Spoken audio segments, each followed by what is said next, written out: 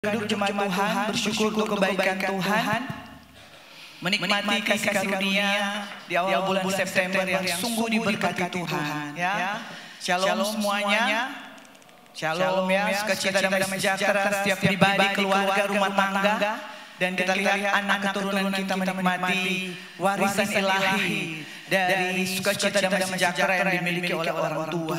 Dan kita lihat di akhir bulan kemarin kita ada di masa yang luar biasa kasih karunia ada atas kota Manado.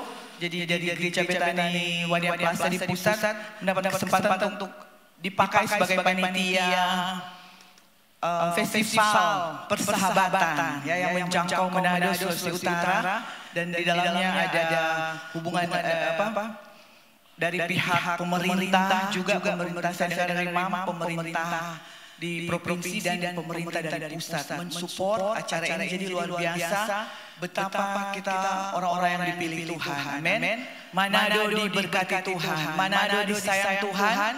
Jadi mari Bapak Ibu orang sebagai orang Manado kita berbangga. Kita mengenal siapa Allah yang kita sembah.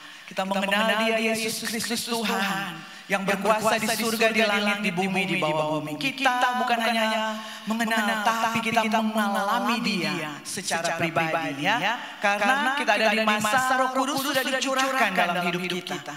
Jadi mari bukan hanya sekedar waktu di zaman perjanjian lama, setiap orang hanya bisa berjumpa dengan mendengar suara Tuhan melalui imam besar. Tetapi kita ada di masa ini Roh Kudus sudah dicurahkan dalam hati kita. Jadi Tuhan ada di dalam kita. Dia tidak pernah meninggalkan kita sedetik pun. Ya, dan Dia tahu sampai kedalaman isi hati kita. Jadi di pikiran, di dalam hati Tuhan tahu. Jadi mari kalau Tuhan begitu dekat, ya, senyata apa yang orang perkatakan dan apa yang di dalam hati. Karena Dia bilang firman Tuhan itu ada di perkat mulut kita yang harus kita deklarasikan dan ada di dalam hati kita yang harus kita simpan dan percayai. Ya, jadi percaya dalam hati apa yang di dalam, sehingga apa yang dari luar yang akan mungkin membuat iman kita mau dilemahkan. Kalau itu tersimpan di dalam hati, yang di dalam itu akan lebih kuat. Ya, sehingga apapun dari luar yang akan, karena musuh dikatakan gini, musuh itu dia hanya mencari celah seperti singa yang mengaum-ngaum. Jadi untuk mencari orang yang dapat ditelannya. Jadi dia hanya mengaum. Saya dapat terberkati dengan Pak Dr. Peter Yongren. Dia bilang singa itu dia sudah ompong, Tuhan sudah mengalahkan kekuatannya. Tapi dia ada memang nyata di sekeliling, dia hanya mencari celah. Untuk apa? Dia bukan mau menerkam, tapi dia mau menipu kita. Jadi kekuatan itu tipu muslihat. Ya, jadi mari Bapak Ibu jangan terpengaruh dengan tipu muslihat di luar. Karena ada firman Roh Allah, pribadi Allah di dalam setiap orang. Jadi berarti segala sesuatu ditentukan oleh saya memilih untuk membangun hubungan pribadi dengan Tuhan. Karena kekuatan itu ada di dalam kita masing-masing. Ya, jadi mari pilihlah untuk kita menjadi lebih dari pemenang. Karena itu janji Tuhan dalam setiap orang. Ya, bulan kemarin kita merayakan kemenangan kemerdekaan 78 tahun. Tapi kita percaya kita orang yang sudah dimenangkan sejak 2000 tahun lalu. Tuhan menyelamatkan kita, membenarkan kita, menguduskan kita, menyembuhkan kita. Sejak Dia memberikan nyawanya, darahnya, kehidupannya, mati buat kita semua. Sehingga hari ini mari Bapak Ibu tidak ada lagi orang-orang yang terpengaruh dengan keadaan masa lalu.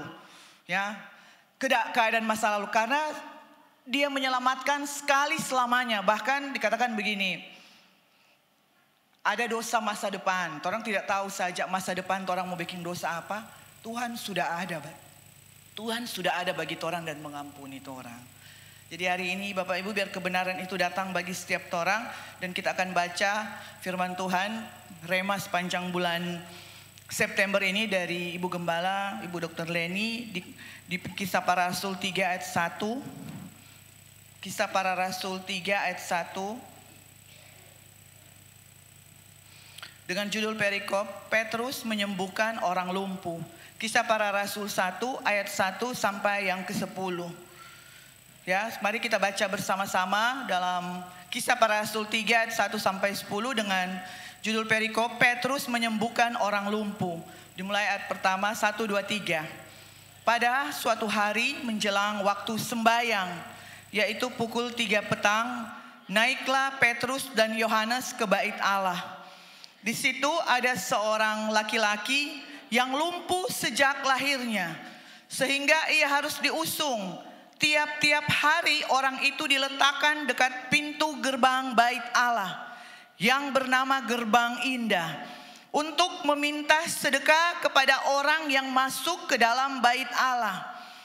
Ketika orang itu melihat bahwa Petrus dan Yohanes hendak masuk ke bait Allah, ia meminta sedekah. Ayat 4.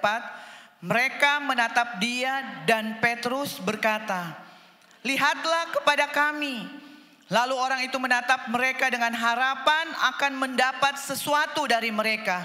Tetapi Petrus berkata, "Emas dan perak tidak ada padaku, tetapi apa yang kupunyai kuberikan kepadamu. Demi nama Yesus Kristus orang Nazaret itu, berjalanlah." Lalu ia memegang tangan kanan orang itu dan membantu ia berdiri. Seketika itu juga kuatlah kaki dan mata kaki orang itu. Ia melonjak berdiri lalu berjalan kian kemari dan mengikuti mereka ke dalam bait Allah. Berjalan dan melompat-lompat serta memuji Allah. Seluruh rakyat itu melihat dia berjalan sambil memuji Allah. Lalu mereka mengenal dia sebagai orang yang biasanya duduk meminta sedekah di gerbang indah bait Allah. Sehingga mereka takjub dan tercengang tentang apa yang terjadi padanya. Jadi luar biasa ini kebenaran firman Tuhan.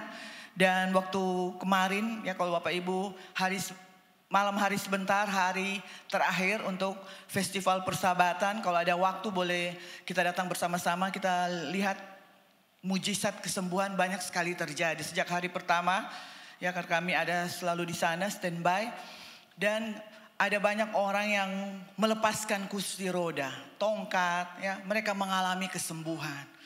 Dan waktu kebenaran diberitakan ini, saya terberkati dengan Pastor Dr. Peter, dia bilang ini bukan iman saya, tapi ini iman Yesus Kristus.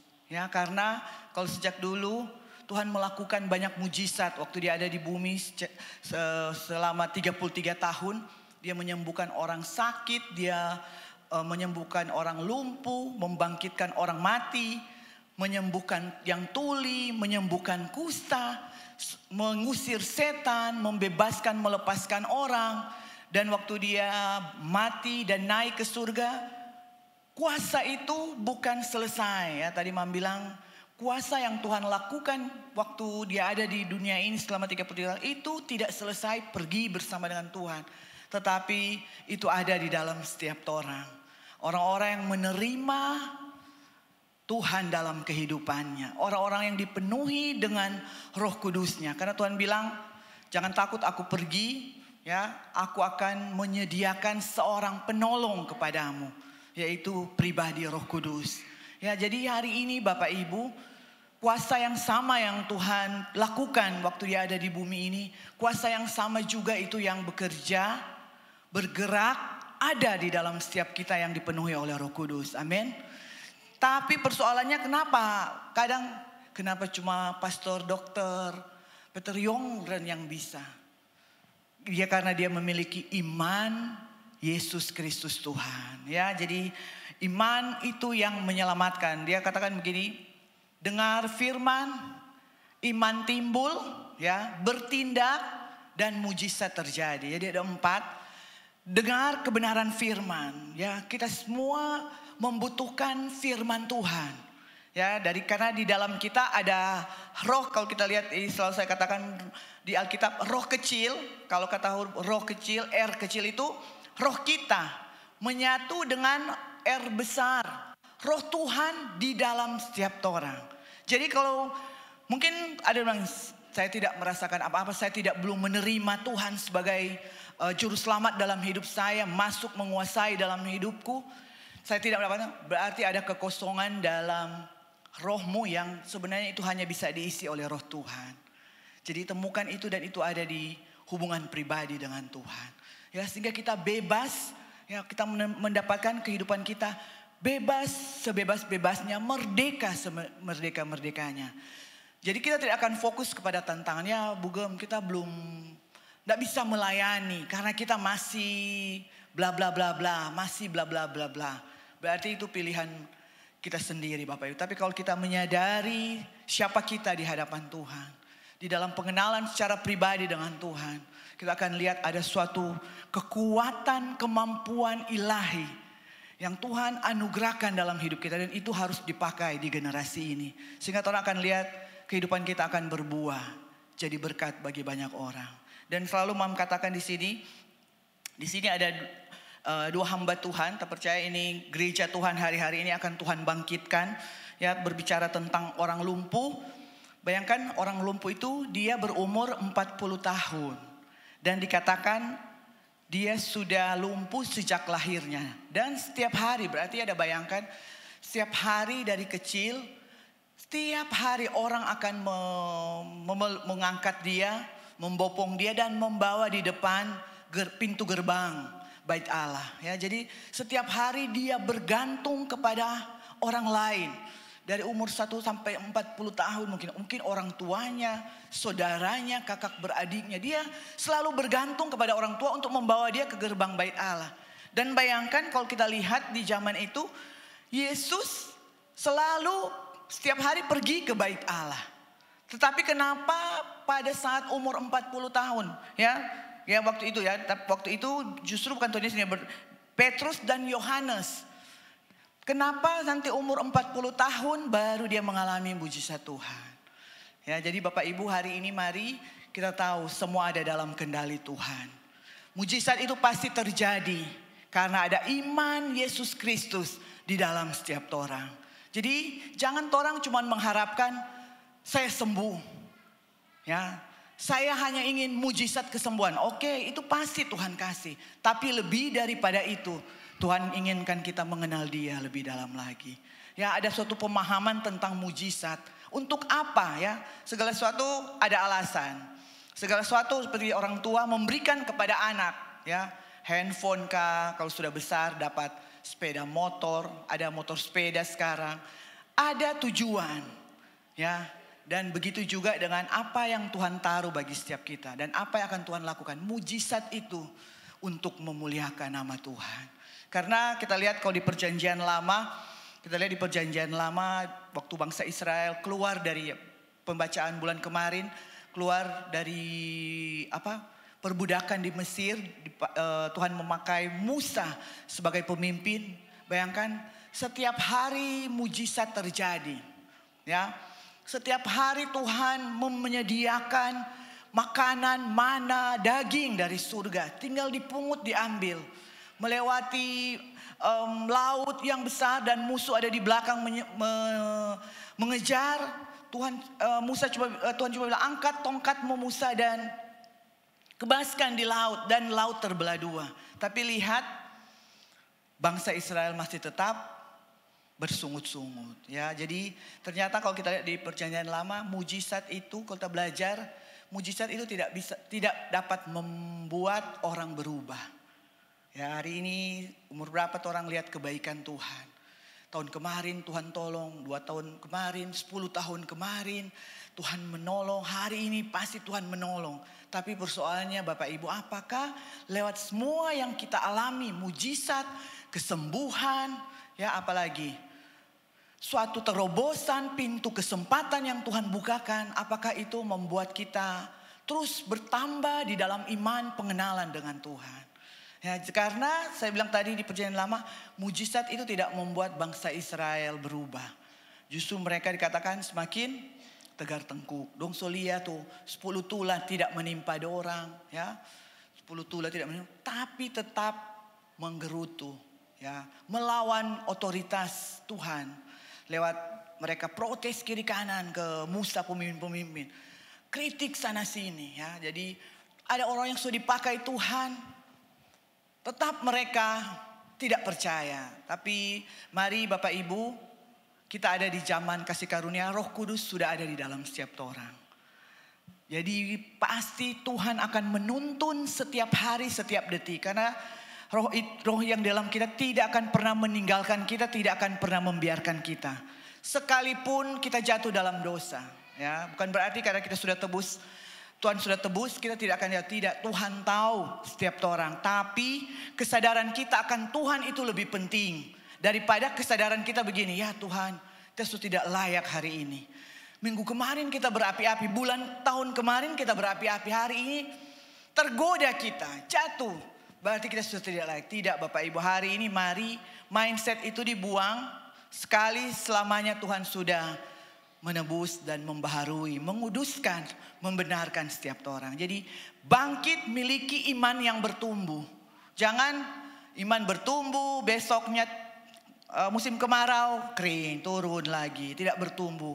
Hari ini biar kebenaran ini datang bagi setiap orang, untuk orang melihat mujizat dan tujuan mujizat untuk nama Tuhan dipermuliakan. Dengar firman, ya, apalagi tadi ada yang apa? Dengar firman, iman bertumbuh, bangkit, mujizat terjadi. Karena kemarin ada kesaksian dari banyak sekali kesaksian, banyak sekali orang sakit yang antri. Belum banyak orang yang datang dengan kursi-kursi roda diangkut dari kursi. Itu banyak sekali ya. Dan saya melihat ada banyak yang disembuhkan. Dan salah satu saya diberkati dengan seorang ibu, dia dari Muslim. Bayangkan dia kesaksian itu, dia hanya duduk di belakang panggung di dekat, karena itu kan di kawasan Pohon Kasih itu megawas, batu-batu. Jadi di kegelapan mungkin, di samping-samping pinggir laut itu ada batu, dan dia duduk dan dia dengar perkataan kebenaran yang disampaikan. Dan waktu itu dia katanya begitu, Tuhan saya juga sembuh karena dia ada tumor di kandungan dan dia ingin disembuhkan. Ya, karena memang firman itu luar biasa, kebenaran harus disampaikan. Karena Pak Peter bilang Tuhan Yesus itu bukan hanya sahabat orang Kristen, tapi sahabat semua orang, Hindu, Buddha, Muslim, ya, semua bersahabat dengan Tuhan, dan Tuhan mengasihi semua orang. Dan waktu dia dengar itu, dia bilang Tuhan, dia ingin sembuh, gitu. Waktu singkat cerita dia bilang dia pulang. Waktu dia pulang di rumah dia duduk, dia pendarahan, ya, jadi keluar semua yang di dalam perutnya. Tapi besok paginya tidak ada bekas lagi, bersih. Dan malamnya dia datang dan dia menyaksikan kesaksian bahwa sungguh mujizat kesembuhan itu nyata. Jadi Bapak Ibu bayangkan orang yang Muslim, seorang yang tidak mempercayai Tuhan mengalami mujizat Tuhan. Jadi karena dia mendengar, ya, dia dengar. Jadi mari kita orang yang diberi kasih karunia Tuhan, perkatakan kebenaran. Orang mau terima atau enggak, jangan takut sebut Yesus Kristus Tuhan. Karena kadang orang menyamarkan kebenaran, ya, menyamarkan kebenaran karena malu dibilang orang Kristen. Terus semua bilang, duh pendeta ini. Ya, saya juga dulu begitu tuh, di teman-teman mau jadi berkat, tidak menunjukkan sebenarnya, tapi mari hari ini orang menunjukkan identitas Yesus Kristus Tuhan ada di dalam kita. Jangan malu dibilang sok suci, tidak apa-apa. Karena kebenaran yang dilepaskan adalah pribadi Allah sendiri. Ya, dan kita akan lihat orang-orang akan disembuhkan. Sama yang bilang jangan takut. Mungkin orang ada ketakutan. Nah ini katakan karena ada kelumpuhan, dipertanyakan. Kelumpuhan bukan hanya sekedar lumpuh jasmani, tapi mungkin ada kelumpuhan rohani. Sehingga orang takut untuk menyatakan kebenaran, takut untuk menyatakan keadilan di sekeliling orang. Jadi orang lumpuh itu bergantung kepada orang lain, tetapi tetap, ya, jadi dia selalu bergantung pada orang, tetap di tempat. Ya, bayangkan. Jadi cuma setiap hari dari rumah pintu gerbang bait Allah dan tidak berubah, tidak ada perubahan. Ya, itu definisi orang lumpuh. Hari ini Bapak Ibu, mari orang semua, orang-orang yang sudah ditebus dengan darah yang mahal, orang-orang yang sudah disembuhkan, dipulihkan, orang-orang yang sudah bangkit, berjalan, berdiri dengan kaki yang kuat. Hari ini mari apakah ciri citong lihat ada dalam setiap orang. Apakah orang tetap di tempat, selalu mengandalkan orang lain, membutuhkan pertolongan orang lain, membilang selalu memikirkan dirinya sendiri. Duh, siapa lagi mau tolong kita besok, Kang? Siapa yang mau angkat kita besok, mau bawa di gerbang? Jadi orang-orang yang tidak bisa berbuat apa-apa, tetap di tempat, stagnan, ya, dan tidak mengalami perubahan.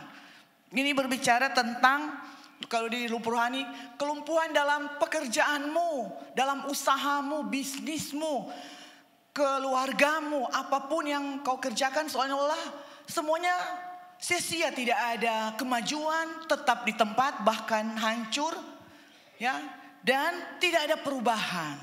Mari hari ini Tuhan mengasihi engkau, ya. Semuanya mari datang kepada Tuhan. Jangan lagi pikirkan hal-hal yang sia-sia, ya. Mari dengar firman, iman bertumbuh, karena iman bertumbuh itu iman Yesus Kristus dalam setiap orang. Lakukan sesuatu, tindakan kita, dan kita lihat mujizat Tuhan terjadi. Karena Tuhan sudah kasih itu kuasa, kekuatan ada di dalam setiap orang. Jadi di dalam sini Petrus dan Yohanes, mereka dua hamba Tuhan yang melayani. Coba lihat, kita lihat di poin kedua. Petrus pada dasarnya dia adalah murid Yesus, dan coba lihat pada saat dia jadi murid, dia menyangkal Tuhan Yesus, ya. Jadi dia bukan dari orang yang berpendidikan. Jangan mengejar pendidikan, tapi mari kejar Tuhan lebih dari segalanya. Orang boleh sekolah, tapi di dalamnya waktu orang sekolah, orang lebih mengandalkan Tuhan di atas segalanya. Tadi dikatakan Petrus orang yang biasa, masa lalunya dia menyangkal Tuhan Yesus. Ada suatu kehidupan yang dia mengalami tidak layak, ya. Mungkin pada saat dia menggebu-gebu, dan ketika itu datang pencobaan itu, dia menyangkal Tuhan Yesus pada waktu mau disalib. Dia merasa ada penuduhan, penolakan. Tetapi Tuhan datang bagi Petrus dan memulihkan hatinya. Ya, sehingga waktu-waktu penyangkal itu dia dalam keadaan ketakutan. Tapi datang dan menyatakan diri bagi Petrus, dan dia mengalami pemulihan yang luar biasa. Di sini dikatakan begini, Tuhan tidak memandang setiap masa lalu orang semua. Amin. Semua orang ini berharga dan mulia. Tuhan tidak melihat pengetahuan, kepintaran kita secara jasmani, mungkin kehebatan kita, kekayaan kita. Tapi hari ini Tuhan melihat isi hatimu yang penuh kerendahan hati, mau melakukan apa yang Tuhan mau. Ya, dalam kesadaran penuh, karena setiap orang pasti ada firman yang berbeda-beda yang akan menyatakan siapa Tuhan di dalam setiap orang, ya. Karena firman itu luas, dan setiap kata dalam firman Tuhan yang datang jadi rema bagi setiap orang. Mari responnya itu dengan benar. Ambil tindakan atas firman itu, dan kita akan lihat mujizat Tuhan. Ya, kebutuhan kita hari ini apa? Lihat Petrus, justru ketika dia mengalami pengalaman hidup pribadi dengan Tuhan, dia diterima, Tuhan datang dan ketakutannya tidak ada, Tuhan pakai dia luar biasa. Ya, Petrus dikatakan begini, Petrus orang yang mengingat Tuhan. Kita baca di Kisah Para Rasul 2 ayat 16 sampai 24. Petrus orang yang mengingat Tuhan, ia menyimpan firman Tuhan itu di dalam hatinya. Sehingga di Kisah Para Rasul 2 ayat 16 sampai 24 dikatakan begini. Ini khotbah Petrus pada saat itu. Tetapi itulah yang difirmankan Allah dengan perantaraan Nabi Yoel. Jadi bayangkan Nabi Yoel ini ada di perjanjian lama. Tapi lihat Petrus menyimpan setiap firman itu di dalam hati. Akan terjadi, dan dia waktu dulunya, waktu dia jadi murid Tuhan, waktu Yesus mau mati dia menyangkal. Tapi setelah dia dimerdekakan, tidak ada ketakutan, dan dia sampaikan kebenaran firman. Akan terjadi pada hari-hari terakhir, demikianlah firman Tuhan. Ini khotbah Petrus ya pada waktu itu, bahwa aku akan mencurahkan rohku ke atas semua manusia, maka anak-anakmu laki-laki dan perempuan akan bernubuat, dan teruna-terunamu akan mendapat penglihatan-penglihatan, dan orang-orangmu yang tua akan mendapat mimpi. Juga ke atas hamba-hambaku laki-laki dan perempuan akan kucurahkan rohku pada hari-hari itu, dan mereka akan bernubuat. Dan aku akan mengadakan mujizat-mujizat di atas, di langit, dan tanda-tanda di bawah, di bumi, darah dan api dan gumpalan-gumpalan asap. Matahari akan berubah menjadi gelap gulita dan bulan menjadi darah sebelum datangnya hari Tuhan, hari yang besar dan mulia itu. Dan barang siapa yang berseru kepada nama Tuhan akan diselamatkan. Bayangkan keberanian Petrus, karena dia dibebaskan, dimerdekakan. Ada firman di dalam hidupnya, dia menyatakan kebenaran firman tanpa takut dan ragu. Dan di ayat ke-22, hai orang-orang Israel, bayangkan dia berbicara di suatu kota, dengarlah perkataan ini.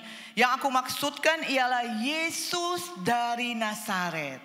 Ya, jadi kita lihat di Perjanjian Lama semua nabi, ya, nabi-nabi, tapi kita ada di masa ini, mari perkatakan Yesus Kristus Tuhan. Yang berkuasa dulu, sekarang, dan selamanya. Yang mau mati bagi orang. Ya, karena segala dosa seluruh dunia dia tanggung. Makanya penderitaannya begitu luar biasa. Tidak bisa yang kalau mau ini di Passion of the Christ itu, penderitaannya mungkin lebih tinggi daripada apa yang orang lihat. Karena seperti tidak layak dilihat lagi sebagai manusia. Betapa penderitaan itu dia tanggung untuk supaya apa? Kita yang miskin jadi kaya, kita yang sakit menjadi sembuh, kita yang berdosa mengalami penebusan, ya, kita yang hina mengalami kemuliaan Tuhan. Jadi hari ini Bapak Ibu, jangan hanya karena masa lalu, ya, mungkin penghakiman orang ngana dulu, ya, dan membuat kita takut untuk menyatakan kebenaran firman. Sampaikan kebenaran dan nama Tuhan dipermuliakan. Ya, karena kita orang-orang yang melayani Tuhan di generasi ini, bukannya di mimbar, tapi katakan tadi orang-orang di sekeliling Tuhan, mungkin di kantor, ya, mungkin aduh malu, dia bukan satu iman dengan kita, malu dia mau sampaikan, kun dia marah, dia veto, tapi kita tahu kita ada dalam tuntunan Roh Kudus dalam setiap orang.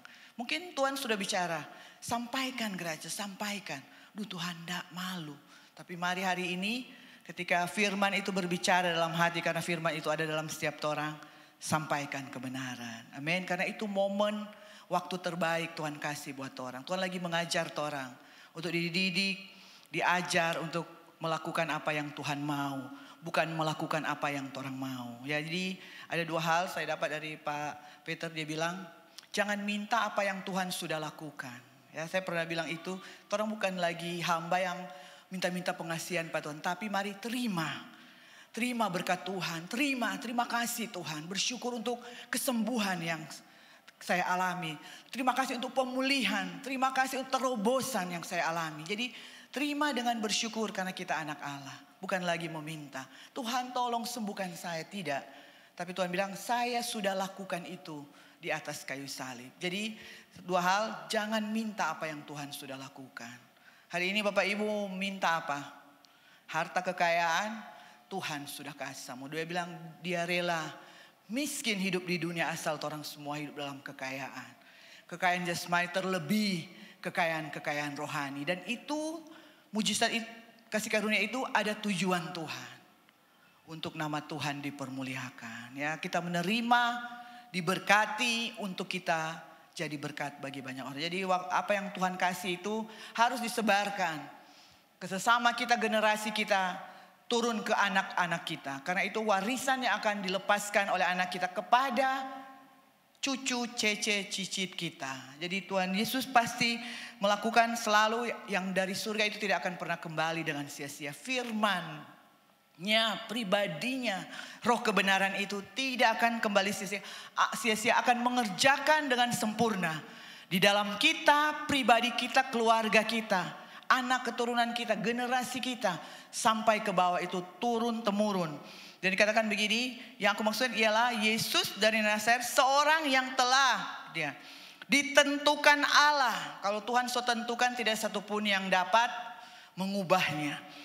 Dan yang dinyatakan kepadamu dengan kekuatan-kekuatan dan mujizat-mujizat dan tanda-tanda yang dilakukan oleh Allah dengan perantaraan Dia di tengah-tengah kamu.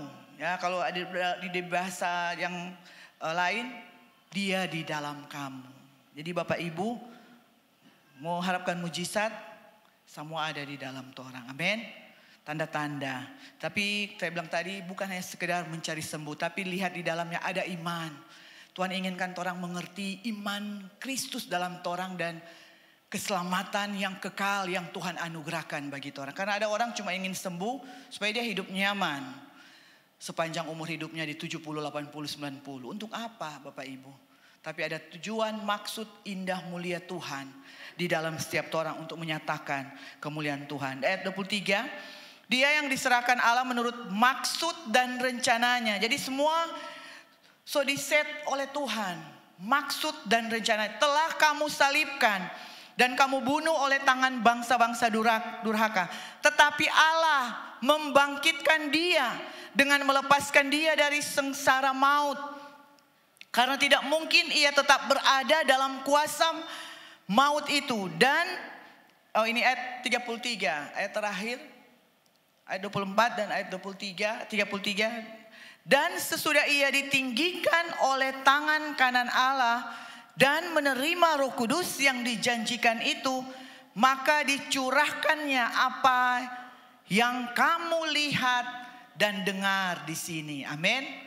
Hari ini ketika firman dilepaskan, orang menerima apa yang Tuhan janjikan itu. Amin. Karena firman itu ya dan amin. Dan firman itu selalu up to date.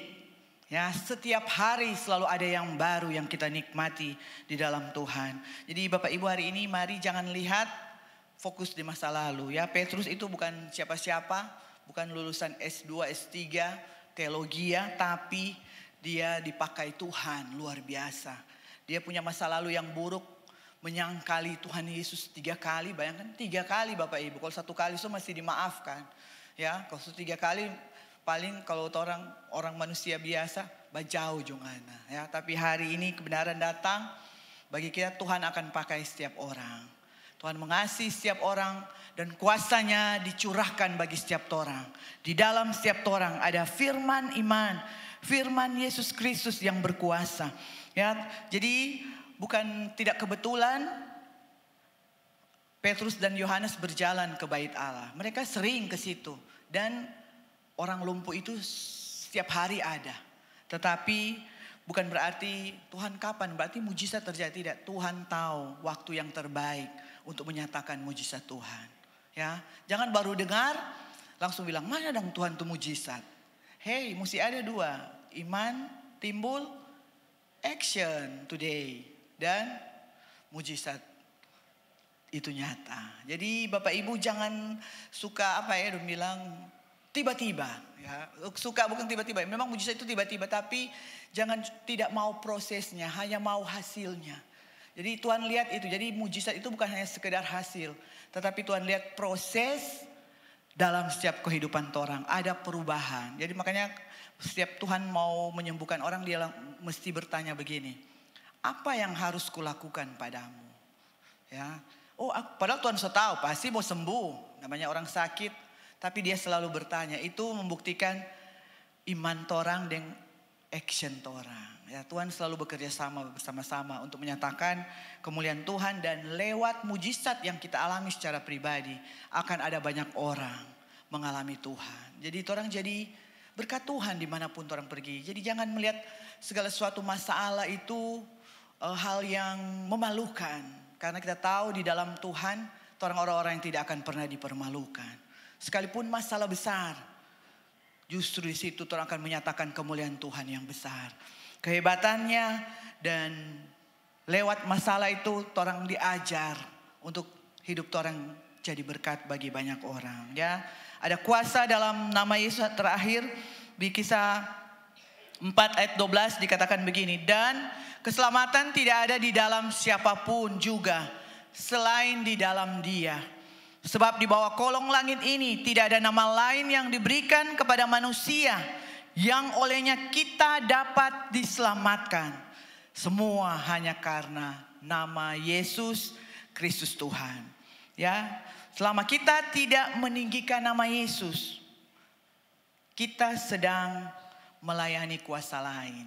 Ya Bapak Ibu, jadi mari tinggikan nama Yesus, tanda kita orang-orang yang tidak melayani kuasa-kuasa yang lain. Kuasa yang tidak berkuasa di bumi ini. Ya, tradisi keluarga. Ya, mari jangan lagi budaya-budaya. Tapi mari, mau sembuh harus ini. Sembur goraka, tidak ya. Tapi mari tinggikan nama Yesus di atas segalanya. Dan kita akan lihat iman kita bertumbuh. Ada aksi yang kita lakukan. Dan kita mengalami mujizat kesembuhan. Sembuh secara spiritual. Gereja Tuhan harus kuat bangkit. Mau jadi berkat atas Manado. Ya, jangan lumpuh rohani. Jangan hanya mencari berkat untuk diri sendiri. Yang penting hari ini saya terima kesembuhan. Pakai untuk diri sendiri. Ya, tidak melayani. Ya, melayani saya bilang sini bukan hanya sekedar di mimbar ya. Dimanapun orang pergi. Hanya mencari keuntungan diri sendiri. Dapat masalah lagi lain, cari lagi Tuhan. Tidak, tapi mari kita akan mengalami kedewasaan rohani lewat setiap pergumulan masalah yang kita hadapi. Dan di situ nama Tuhan dipermuliakan. Jadi tujuan mujizat itu orang melihat untuk nama Tuhan dipermuliakan. Berikan hidup kita kepada Tuhan. Layani dia dengan tulus kasih. Ya, layak dengan cara melayani generasi kita. Melayani suami di sekeliling. Jangan melayani di banyak orang luar biasa. Tapi suami atau istri tidak dilayani. Orang tua atau anak-anak tidak dilayani. Hari ini mari kalau orang memang ada hati melayani dimanapun orang pergi. Siapapun itu orang akan melayani Tuhan. Dengan waktu, tenaga, daya yang Tuhan anugerahkan bagi kita. Itu tanda kita tidak lumpuh secara spiritual ya. Kita tidak mengejar kepentingan diri sendiri. Hanya aku. Kapan Tuhan berkati aku? Ya begitu. Tapi mari hari ini Tuhan, apa yang harus aku lakukan untuk jadi berkat? Ya pasti Tuhan akan tuntun masing-masing kita punya talenta karunia yang Tuhan percayakan. Ya, ini mungkin kebenaran yang kita dengar pada siang hari ini. Di akhir dikatakan begini di pasal 4. Waktu Petrus diadili bahkan Bapak Ibu. Dia ada khotbah tadi yang di Yoel itu dia diadili. Ada di pasal 4. Ya, dia diadili oleh pemimpin-pemimpin agama. Ya, jadi justru pada masa itu di Nazaret, di Yerusalem dia diadili. Tapi dia lihat justru ketika mereka melihat satu orang lumpuh sembuh. Jumlah pengikut Kristus di masa itu dari 3.000 menjadi 5.000. Coba dibuka di Kisah 4 ayat 4. Kisah Para Rasul 4 ayat 4 dikatakan begini. Tetapi di antara orang yang mendengar ajaran itu banyak yang menjadi percaya. Sehingga jumlah mereka menjadi kira-kira 5.000 orang laki-laki. Jadi di dalam setiap kebenaran yang kita sampaikan selalu akan melihat tujuan Tuhan. Banyak orang diselamatkan. Jadi mari orang semua memiliki beban untuk jiwa-jiwa di kota ini yang diselamatkan oleh Tuhan. Tuhan Yesus memberkati kita semua.